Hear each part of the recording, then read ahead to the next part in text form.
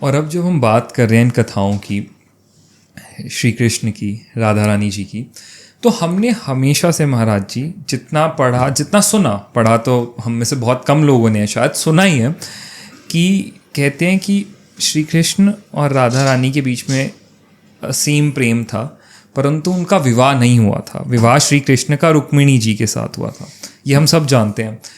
क्या श्री कृष्ण और राधा रानी का विवाह हुआ था? क्यों प्रूफ करना चाहते हैं शादी हुई थी कि नहीं हुई थी? हम तो दोनों चीज़ देख, शादी उनके बीच में होती है जो दो होते हैं। पहले तो यही समझना पड़ेगा कि ये दो हैं, ये तो दो हैं ही नहीं। कृष्ण जब खड़े होते हैं शीशे में तो जो शेडो पड़ती है वो राधा रानी की होती है, और जब राधा रानी शीशे के सामने खड़े होते हैं तो जो शेडो पड़ती है वो कृष्ण की होती है। तो जो ये समझा ही नहीं पाया, और हम क्यों प्रेम को शादी से प्रूफ करना चाहते हैं, और शादी को प्रेम से क्यों प्रूफ करना चाहते हैं? ये काय बात का माइंड सेट है, मुझे तो हंसी आती है। और अगर आप शादी की बात करें तो ब्रह्म वैवर्त पुराण में बिल्कुल विधिवत इसका वर्णन है, क्योंकि ये नायक नायिकाएं, मैं इसलिए कहूँ ये सब वोकैबुलरी ना आदमी की दिमाग खुल जाएगा, उसको समझ में नहीं आएगा। ये रुक्मणी कृष्ण शादी हुई थी नहीं, ये क्या समझना चाह रहे हो? ये हंसी, ये कोई चुहा बिल्ली का गेम है कि चल रहा है?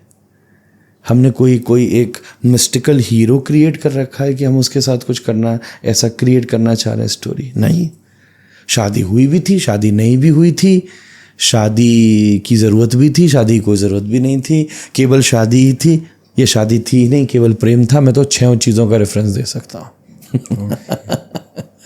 Because doesn't matter, it doesn't matter. हमारे यहाँ तो लाइब्रेरी है, बुक थोड़ी ना है। किसी ने मुझसे पूछा हिंदुइज्म की होली बुक कौन सी है, मैंने कहा हमारे यहाँ होली लाइब्रेरी है, बुक नहीं है, पूरी लाइब्रेरी है, तुमको जो चाहिए वो मिल सकता है। तो यहाँ मेजर चीज़ ये नहीं है, खोजने जाओगे सब मिलेगा, ना तो ये दो हैं। और अगर मैं बिल्कुल शास्त्र की रेफरेंस वाली बात कहूँ तो भांडीर वन में ब्रह्म वैवर्त पुराण खोल करके देखिए, उसमें वर्णन आता है, और पूरी कथा मैं कई पुराने पॉडकास्ट में बड़ी विस्तार से बता चुका हूँ, और सब जो शास्त्र जानने वाले लोग हैं ना वो जानते हैं। मेरी एक और प्रार्थना आपके माध्यम से नमित जी है कि हम अपने धर्म को 80% सुनी बातों से जानते हैं। हमने पढ़ना बंद कर दिया, हमारी कोई रुचि नहीं है, शास्त्रों को हम देखना नहीं चाहते। जो सुना 18 पुराण के, राधा कृष्ण की शादी की बात करें, 18 पुराण के नाम बताओ पहले क्या है। बात कर राधा कृष्ण की शादी हुई थी कि नहीं, और राम जी ने सीता जी को हटा दिया था कि बताओ कितनी प्रकार की रामायण होती है। कहीं तो वेद के 4 ही नाम बता दें तो सीताराम। हम प्रणाम करने को तैयार हैं। जबरदस्ती की बात। तो फिर सीरियल से हमने पकड़ ली कई चीज़ें जो केवल एंटरटेनमेंट के बेसिस पे बनी थी। दो, उन्होंने कुछ रोल ज़रूर अदा किया है, आप उससे इंस्पायर हुई, उसको प्रूफ थोड़ी ना मानिए।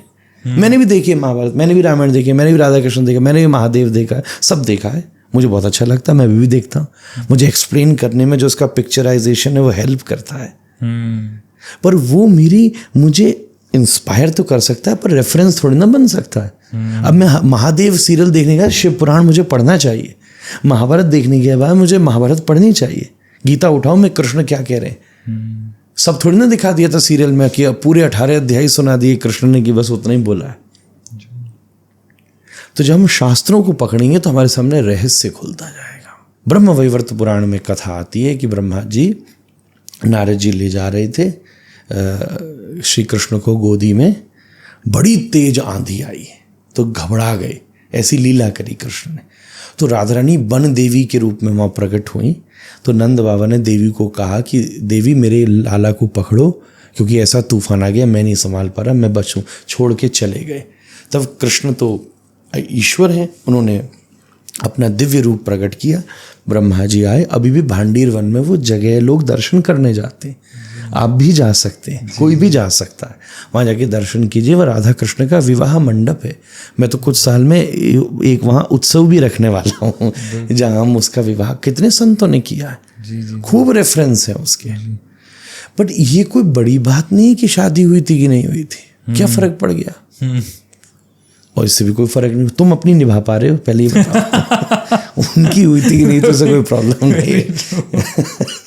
न तो प्रेम कर पाए, न शादी कर पाए, और जबरदस्ती राधा कृष्ण सीताराम को लेके बैठ गए।